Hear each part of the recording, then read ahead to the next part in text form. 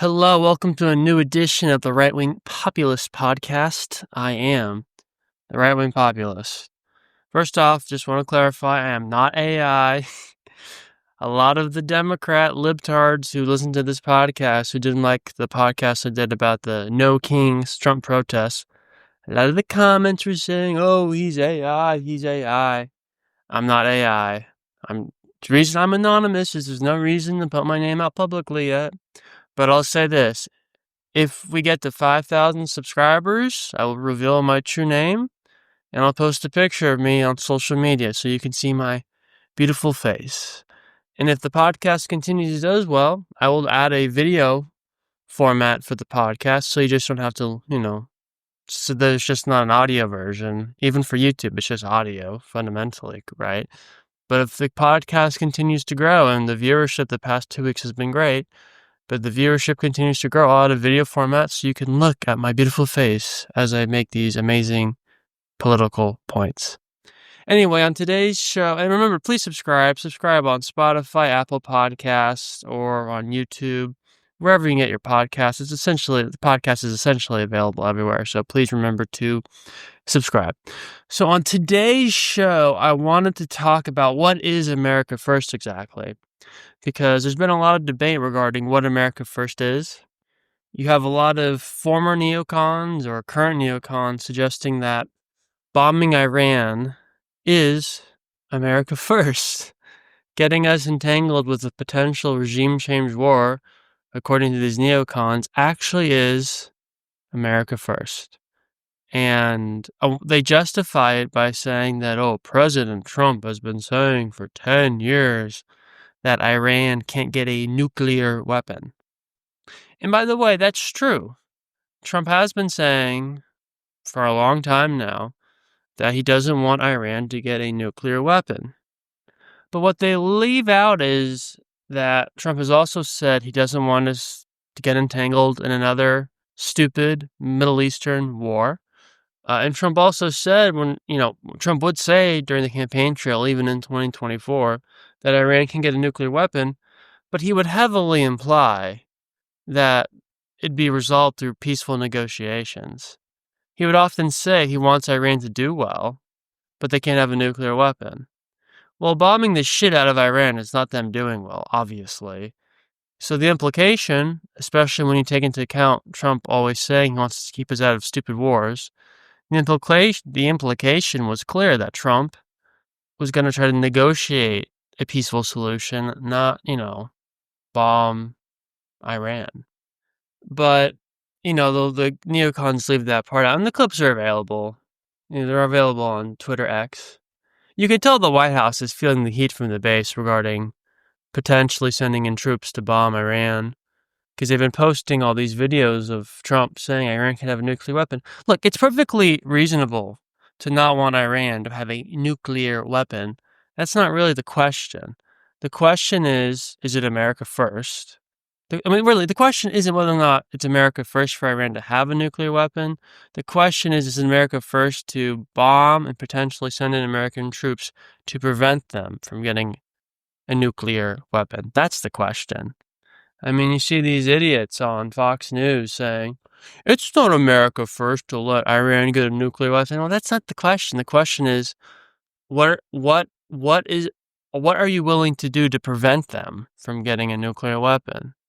Yes, is it America first for Iran, like in a perfect world, for them to get a nuclear weapon? Not necessarily. Iran said a lot of bad things about the United States. But the idea they're an actual threat to us is stupid. And it's certainly not America first to get us entangled in another stupid Middle Eastern war. Especially when the reality is Israel wants regime change in Iran. Can we just be honest here?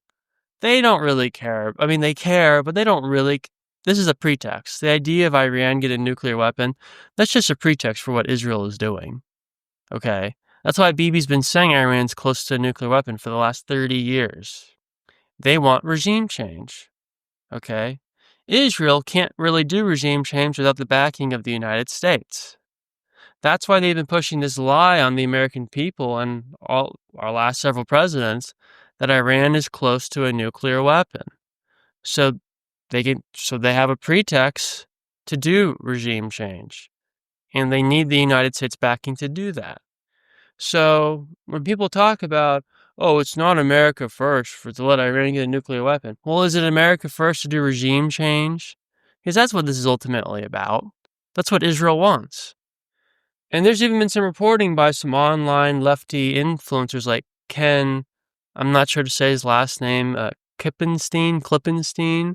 I apologize, I'm probably not saying his last name correctly, but he's a pretty prominent, reporter. He's a very left-wing guy, but he's done some good reporting in the past, and he's reporting that Trump's given Israel the green light to replace the current regime in Iran. I really hope he's wrong about that. I hope that report is wrong, because that means we are going to get involved. Because the only way there's going to be regime change in Iran is if we are directly involved. That's the reality. So is that America first? So again, this is the whole point. When people say it's not America first to let Iran get a nuclear weapon, it's like Iran having a nuclear weapon doesn't really impact America first one way or another, because it doesn't directly impact us to begin with. Because Iran going to nuke Nebraska? I mean, let's not be retarded here. Iran wants a nuclear weapon, if they even do. But assuming they do, the reason they want it is that they want to prevent regime change. So to the extent Israel actually cares about Iran getting a nuclear weapon, it's so because they know if Iran does get a nuclear weapon, it's much more difficult to do regime change. That's the whole issue, right? I mean, nuclear weapon. That's why Kim Jong-un was unwilling to give up his nuclear weapons during the peace talks with Trump during Trump's first term. Trump wasn't able to get a long-term peace deal with Kim Jong-un because Kim Jong-un was all like, I know we have a good relationship, Mr. President, but you're going to be gone eventually. And if I don't have my nuclear weapons, I'm going to be overthrown. Hell, you could even say that with Ukraine. Ukraine didn't have any nuclear weapons, and the United States basically did a coup in 2014 and replaced them with a government we preferred. I've already talked about previously in the podcast what happened with Libya and Gaddafi. Gaddafi gave up his nuclear weapons as a good faith token to the West and the United States, and we overthrew him anyway, years later. We wouldn't have been able to overthrow them if he had nuclear weapons, if he had his nuclear weapons still. So to the extent this is really about nuclear weapons, it's all about regime change. Israel wants regime change. The neocons want regime change. I'm not sure what Trump really wants. I think he's been convinced, unfortunately, by neocons and former never-Trumpers, ironically, people like Mark Levin, Ben Shapiro, others. Trump has seemingly been convinced by them that Iran is close to a nuclear weapon and that the best action forward is to strike them. Now, today, Trump was asked about that, and to be fair to the president, he's saying that he's not looking, if he does strike Iran, he's not looking for a long-term war. He's just looking for a quick strike to take out their nuclear capabilities. I will play the clip now so you can hear it for yourself. People in the base don't want a long-term war. They're afraid that we're going to get into a long-term war. We're looking for a long-term war. We're looking, I only want one thing. Iran cannot have a nuclear weapon. That's it. I'm not looking long-term, short-term. And I've been saying that for 20 years. I've been saying it as a civilian who got a lot of publicity. People would cover it. Very simply, Iran cannot have a nuclear weapon. Sure. It's not a question of anything else. And if you did, you wouldn't have much of a country because they would use it on us and would use it on other people. So it's good to hear Trump say he's not looking for a long-term war. Again, it's not the most reassuring thing, honestly, the way he said it. I will say, because again, when he says Iran can get a nuclear weapon, at this point it looks like the only way that's going to happen is with America intervening in the region. And what Trump doesn't mention in that clip is he also promised not to get us entangled in any more stupid Middle Eastern wars. Remember, one of the things that really brought Trump to prominence in the Republican primary in 2016 was calling out Jeb Bush to his face for his brother and father's, but mostly his brother's stupid wars. Iraq, Afghanistan. And now Trump is looking to make the same fucking mistake George W. Bush made. It's just insane. It's not America first. Look, unfortunately, the whole Republican Party just may be a lost cause. Because all the Republicans are totally in favor of the United States striking Iran. Lindsey Graham, when he's, not busy hitting on 18 and 19-year-old men in D.C. He's on Fox News begging President Trump to strike Iran. Okay. In between, in between Lindsey Graham's gay orgies, he's on Fox News having a gay orgy with Sean Hannity, talking about how we need to strike Iran. This is who we have, Lindsey Graham. The guy who famously pretended like he was, just a bachelor when he was running for the Republican nomination in 2016, by the way. I think he was asked about potentially getting married to a woman, and he said, I just haven't met the right gal yet. If I'm president, we may have a couple of first ladies. I mean, Jesus Christ. Lindsey Graham. Okay. Anyway. But even people who I've used to like Ted Cruz. I mean, Tucker Carlson, I guess, just did an interview with Ted Cruz talking about the Iran situation, obviously. And he asked Cruz sort of a gotcha question, but also not an unreasonable question about how many people live in Iran, and Ted Cruz could not answer. It was super awkward. And I'll play the clip for you so you can hear it for yourself. People live in Iran, by the way. I don't know the population. At all? No, I don't know the population. You don't know the population of the country you seek to topple? How many people live in Iran? 92 million. Okay. Yeah, how could you not know that? I don't sit around memorizing population tables. Well, it's kind of relevant because you're calling for the overthrow of the government. Why is it relevant whether it's 90 million or 80 million or 100 million? Why is that because if relevant? you don't know anything about the country... I didn't say I don't know anything about... Okay, what's the ethnic mix of Iran? They are Persians and predominantly Shia. Okay, you don't know anything about Iran. So, okay, I am not the Tucker Carlson expert on Iran. You're a senator who's calling for the overthrow of the government. You're the one who claims anything about the country. No, you don't know anything about the country. You're the one who claims they're not trying to murder Donald Trump. You're the one saying that. Who can't figure out if it's a good idea to kill General Soleimani, and you said it. Believe they're trying to murder Trump. Yes, I do. Because you're not calling for military strikes against them in retaliation. Okay, we believe that. Carrying out military strikes today. You said Israel was. Right, with our help.